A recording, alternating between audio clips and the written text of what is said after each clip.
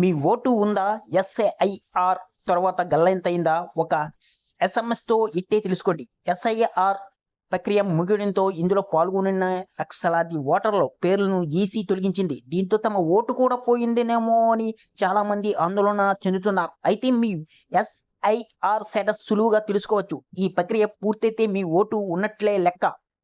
ఈ వీడియోని ఎక్కడ స్కిప్ చేయకుండా పూర్తి వరకు చూడండి, లేకపోతే మీకు పూర్తి సమాచారం అందదు. ఎవరైనా కానీ కొత్తగా ఈ వీడియో కానీ చూస్తున్నట్లయితే మా ఛానల్ని సబ్స్క్రైబ్ చేయడం మాత్రం మర్చిపోకండి. తెలుగు రాష్ట్రంలో ఎస్ఐఆర్ ప్రక్రియ పూర్తయింది. ఏపీ, తెలంగాణలో ఈ ప్రక్రియను ఈసీ అధికారులు విజయవంతంగా పూర్తి చేశారు. అయితే ప్రాసెస్లో ఎస్ఐఆర్లో పాల్గొని లక్షలాది మంది ఓటర్లను జాబితా నుంచి తొలగించారు. ఎస్ఐఆర్లో భాగంగా బూత్ లెవెల్ ఆఫీసర్లు ఇంటింటికి వెళ్ళి ఎమ్యూనరేషన్ ఫారాలు అందించారు. ఈ ఫారాలను పూర్తి చేసి ఓటర్లు బిఏఎల్ఓకు అందించవలసి ఉంటుంది.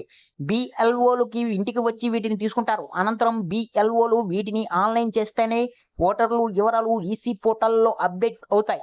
అయితే తమ ఎస్ఐఆర్ ప్రక్రియ పూర్తయిందా లేదా అని చాలా మంది ఆందోళన పడుతూ ఉంటారు.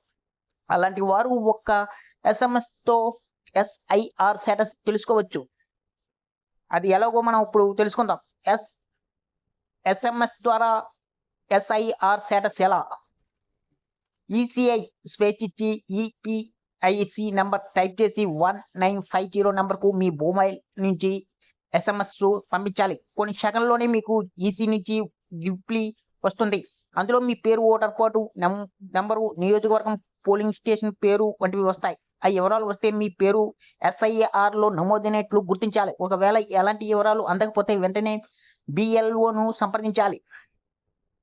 మొబైల్ నుండి మొబైల్ నెంబరు క్యాప్చా ఎంటర్ చేయాలి. మొబైల్కి వచ్చే ఓటీపీని నమోదు చేయాలి. అనంతరం ఫిల్ ఎమ్యూనరేషన్ ఫారం ఆప్షన్ ఎంచుకోవాలి. ఆ తర్వాత మరోసారి మొబైల్ నెంబరు క్యాప్చా ఫిల్ చేసి ఓటీపీ ఎంటర్ చేయాలి. అక్కడ మీ state voter card number enter చేసి సెర్చ్పై క్లిక్ చేయాలి.